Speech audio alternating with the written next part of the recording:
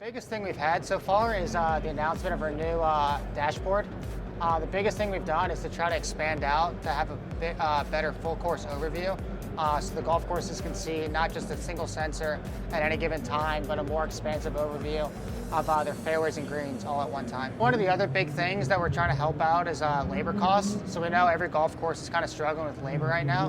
And one of the things that is with expanding more into fairways, we're going to be able to better adjust sending out guys where they need to irrigate. So something like this, where they have 6 sensors in a fairway, they're going to be able to have a better idea of the moisture on each of those and be more particular in how they're using the labor hours.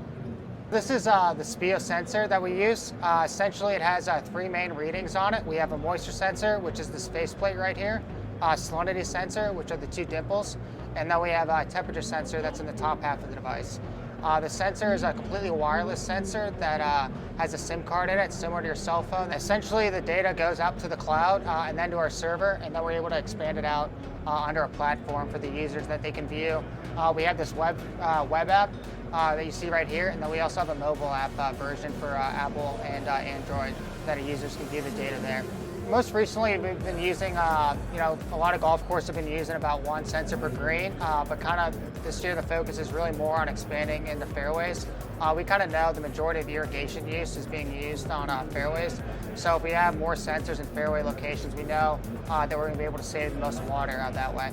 Being able to see, how much water you're putting out, how that's affecting the playing conditions, and being able to save based off of that is a big value added to superintendents and users.